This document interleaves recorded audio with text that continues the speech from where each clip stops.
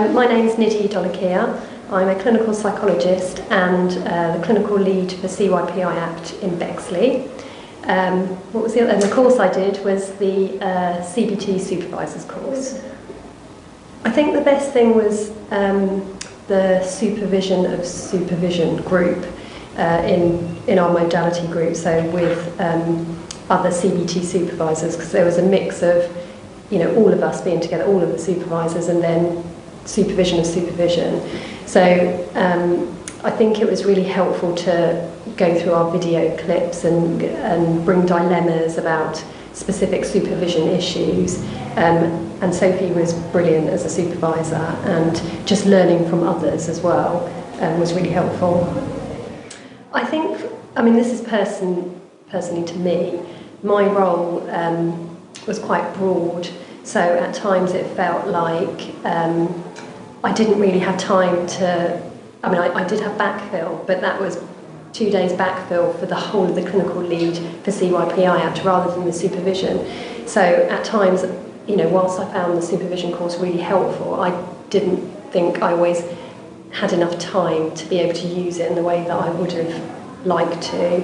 And I think something that's a bit more general was that I think we had lots of sort of days at the start, which was helpful before the trainees started, and then there was a big long gap, and I think it would have just been more helpful to have 1 day a month to kind of keep the consistency and the momentum, I guess. So I've been part of CYP IAPT since the start, so I did the therapist course when I was in a different borough as well. So it's hard to think about it specifically from the supervision course, because I guess I've been involved for quite a long time. But I think, videoing supervision sessions is really helpful, and having protected time to be able to carry that on after the course is finished, and to be able to use that in your own supervision, or even to be able to view it yourself, just to learn from kind of your own practice, I guess. I think that for me is the kind of biggest take-home sort of message. I would try and be a bit more organised with, so people who are starting the course, they'll have to do supervision logs and things like that, so try as far as possible to start those early on and try and do them as you go along. And the same with assignments, really use you can submit a draft, so I would definitely use that. I did use it, but I didn't have a full assignment. I know it's only a draft, but I could have used more, done a bit more on it. So yes, I think those two things I would suggest. And I think as long as you've got sort of protected time for it, it can be really useful, and not to see it so much as a kind of, well, I guess I would say that it is a useful thing to do, and to see it as a useful thing rather than as a kind of thing that you have to do, because I think you can get a lot more from it if you go into it with a certain type of attitude, really. So for the course bit of it, I'd supervised 4 CBT trainees, which felt like quite a lot, because I was supervising quite a lot of other people who weren't doing the course. But in terms of the assignments, I think that was fun. I think there was only 2 assignments, maybe 3 assignments. I can't really remember now. But 2 of them were fairly straightforward, and there's a kind of a presentation that goes with it, or an oral exam.